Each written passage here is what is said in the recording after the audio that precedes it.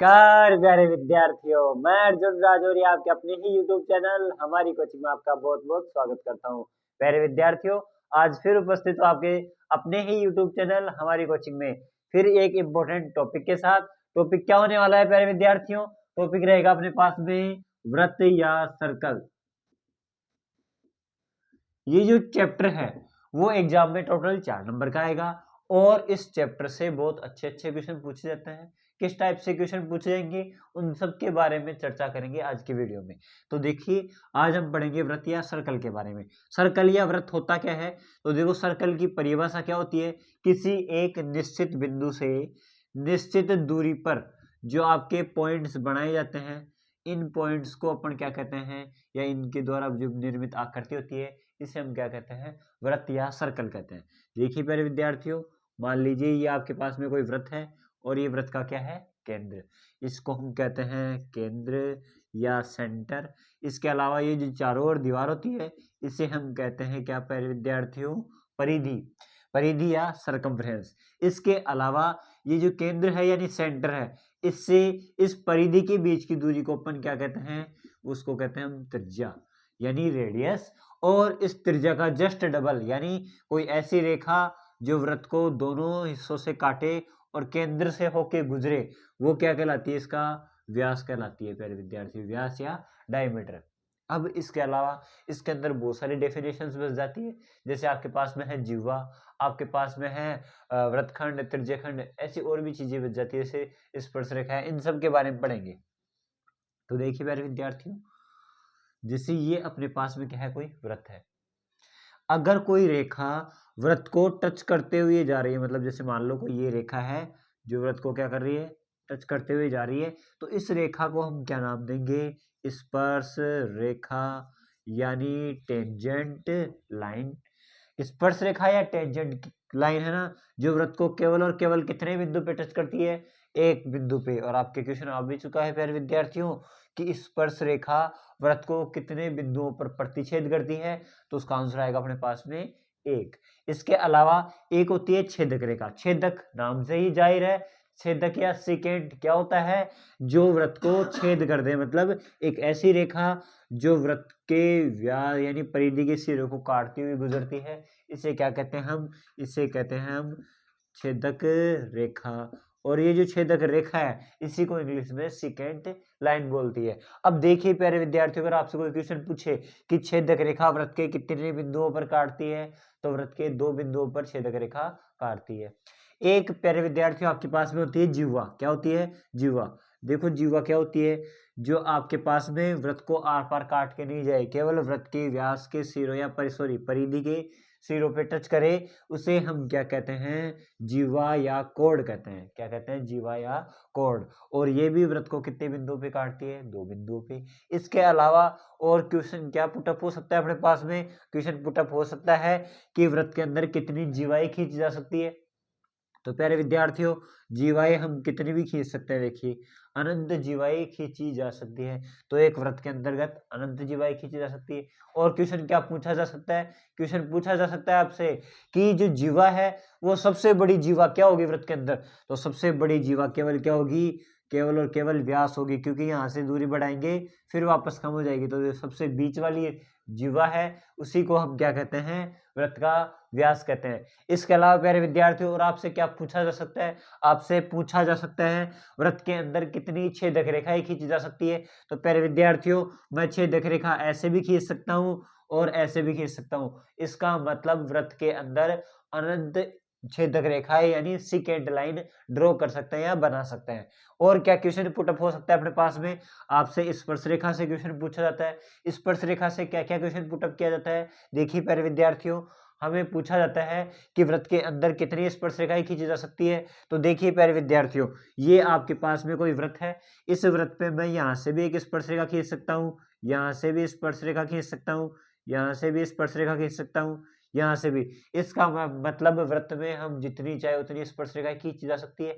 तो आपके क्वेश्चन आ भी चुका है कि वृत्त पर कितनी स्पर्श रेखाएं खींची जा सकती है।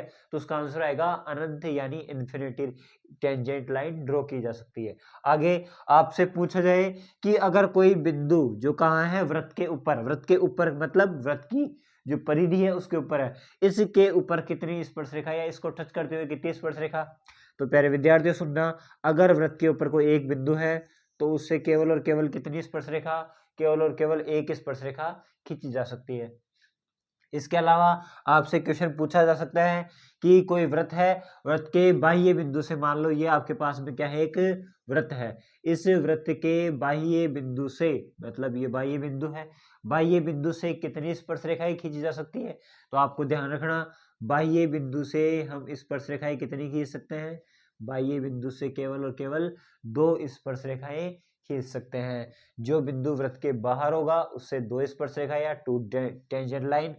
और इसकी एक खास बात और है, बाह्य बिंदु से खींची गई स्पर्श रेखाओं की लंबाई क्या होती है, बराबर। इसका मतलब अगर ये कभी 5 सेंटीमीटर की होगी तो ये भी कितने की होगी, 5 सेंटीमीटर की होगी। इसके अलावा प्यारे विद्यार्थियों आपको क्या याद रखना है, आपको याद रखना है ये जो वृत्त है उसका केंद्र, और ये इसकी क्या हो गई, त्रिज्या, और ये क्या है, स्पर्श रेखा, यानी ये तो है स्पर्श रेखा,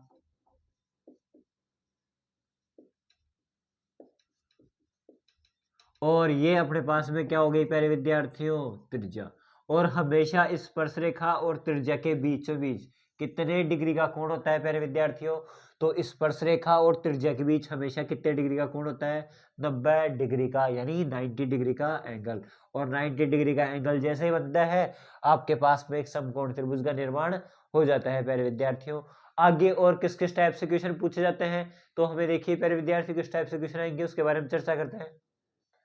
हाँ तो प्यारे विद्यार्थी सुनना, आगे क्वेश्चन क्या पुटअप हो सकता है, आपके पास में क्वेश्चन दिया जाता है, देखो बहुत बार क्वेश्चन दिया जाता है ऐसा कि आपके पास में ये कोई वृत्त है ना, और इस वृत्त से मान लो आपको ये तो दे रखी है, आपको दे रखी है ये आपके पास में 8 सेंटीमीटर, ये दे रखी है। इसके अलावा जो वृत्त की त्रिज्या है वो दे रखी है आपको 6 सेंटीमीटर, और आपसे पूछेगा कि जो वृत्त का केंद्र है उससे बाह्य बिंदु के बीच की दूरी, यानी क्वेश्चन में देखो 3 चीजें दे रखी होगी अपने को, एक तो होती है अपने पास में स्पर्श रेखा, स्पर्श रेखा या टेंजेंट लाइन, एक होती है आपके पास में रेडियस यानी त्रिज्या। अब ये जो त्रिज्या है स्पर्श रेखा है, और ये है केंद्र से बाह्य बिंदु की दूरी। अब इन तीनों में से कोई भी आपको 2 चीजें यानी 2 लंबाइयां दे रखी होगी और तीसरी लंबाई पूछेगा।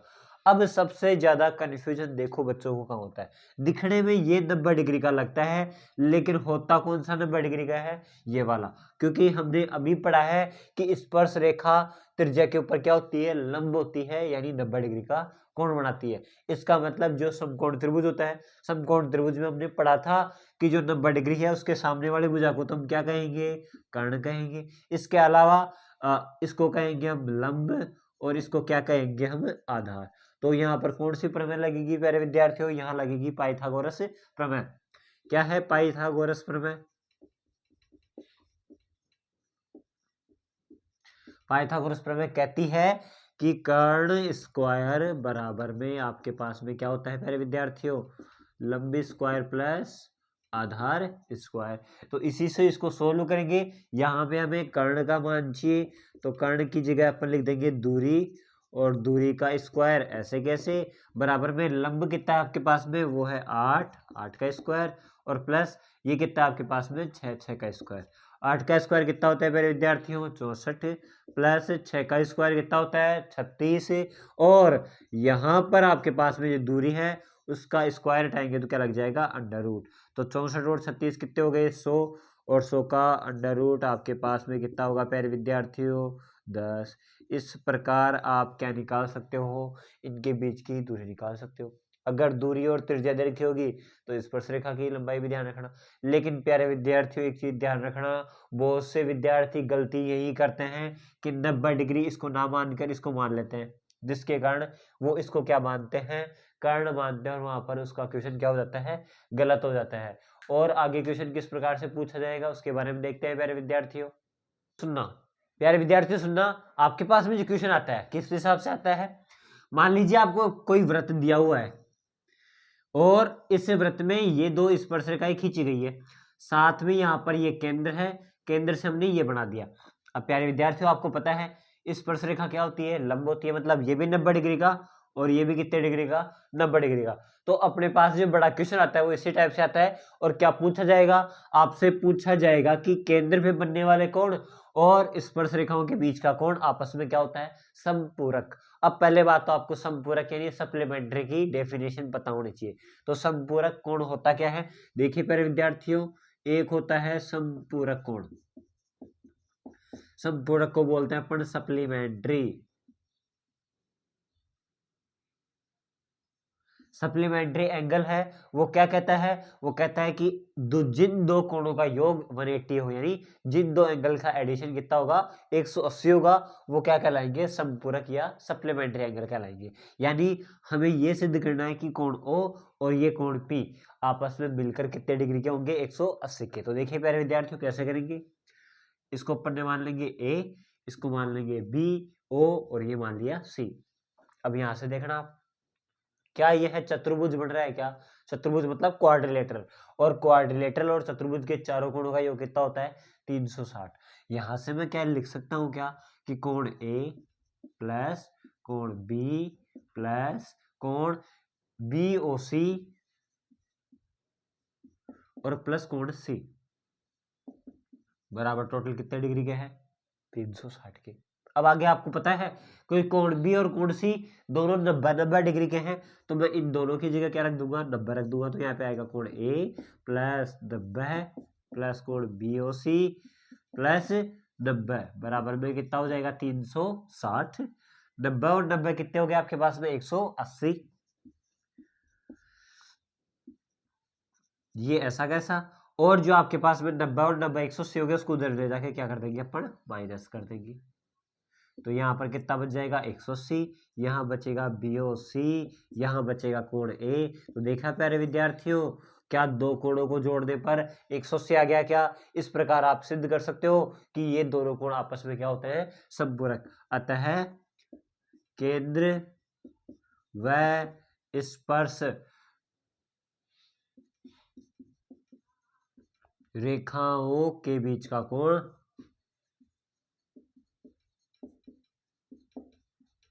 क्या होता है प्यारे विद्यार्थियों, समपूरक। आगे किस हिसाब से क्वेश्चन पूछ जाएंगे उसके बारे में चर्चा करते हैं प्यारे विद्यार्थियों।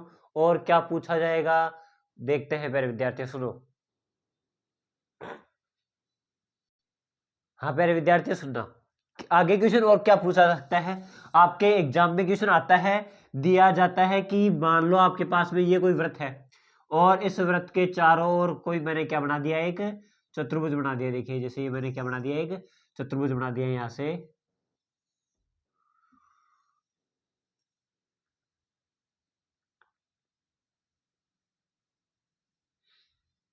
ये हमने क्या बना दिया प्यारे विद्यार्थियों, एक वृत्त बना दिया। वृत्त ये चतुर्भुज है A B C और D। इसके अलावा ये बिंदु है P Q R और S। अब हमें सिद्ध क्या करना होगा, देखिए क्वेश्चन आता है एग्जाम में, और सिद्ध क्या करना है अपने, हमें करना होगा क्या कि ये AB है प्लस CD, ये किसके बराबर होगा, ये होगा आपके पास में BC प्लस AD के बराबर होगा। ये हमें क्या करना है, ये हमें सिद्ध करना है और प्रूव करना है। आप कैसे करेंगे प्यारे विद्यार्थियों, आपको पता है कि कोई बिंदु बाहर है, बाहर से स्पर्श रेखा यानी स्पर्श बिंदु की दूरी क्या होती है, बराबर होती है। तो हम देखो यहाँ से किस किस की दूरी बराबर होगी, स्पर्श रेखाओं की लंबाई बराबर होती है ना। इसका मतलब ये AP और ये AS आपस में क्या होंगे, बराबर। यानी हम इसको कैसे सिद्ध करेंगे, लिखेंगे कि AP बराबर किसके होगा, AS के। यहां से देखें तो इसी प्रकार ये BB बाह्य बिंदु है, तो BP बराबर होगा BQ के। तो देखो यहाँ पे रखोगे कैसे, जो P वाला है इसको P वाले के नीचे रखोगे, Q वाले को Q वाले के नीचे, तो BP BQ। तो BP को मैं P वाले के नीचे रखूंगा, मतलब AP के नीचे, बराबर में उधर क्या आ जाएगा, BQ। इसको मानेंगे समीकरण 1, समीकरण 2। और इसी प्रकार यहां से देखेंगे तो CR और CQ ये भी आपस में बराबर आ जाएंगे। इसका मतलब आपके पास में होगा CR बराबर में CQ, ये आ गया समीकरण 3। और यहां से देखेंगे तो DR और DS, DR और DS ये आ गया समीकरण 4। जब इन सबको जोड़ेंगे तो देखिए प्यारे विद्यार्थियों, AP प्लस BP, ये तो बढ़ जाएगा AP प्लस BP प्लस ये बढ़ जाएगा CR और DR। ऐसे ही ये बढ़ेगा AS और DS प्लस ये बढ़ेगा BQ और CQ। अब देखना प्यारे विद्यार्थियों, AP प्लस BP तो क्या बढ़ गया आपके पास में AB प्लस CR और DR क्या बढ़ गया आपके पास में, वो बढ़ गया C और D। इसी प्रकार DS और AS बढ़ गया AD और BQ CQ क्या बढ़ गया अपने पास में BC। क्या प्यारे विद्यार्थियों हमें यही प्रूव करना था क्या? देखिए इस प्रकार आप इस प्रकार के क्वेश्चन को भी क्या कर सकते हो, प्रूव कर सकते हो। प्यारे विद्यार्थियों इस चैप्टर से बनने वाले इंपॉर्टेंट क्वेश्चन मैंने आपको बता दिए हैं, और अगर आपको कोई इसमें डाउट है तो आप हमें कमेंट करके जरूर बता सकते हैं। अगर हमारा वीडियो आपको अच्छा लगे तो प्लीज हमारे चैनल को सब्सक्राइब करें, लाइक करें। धन्यवाद।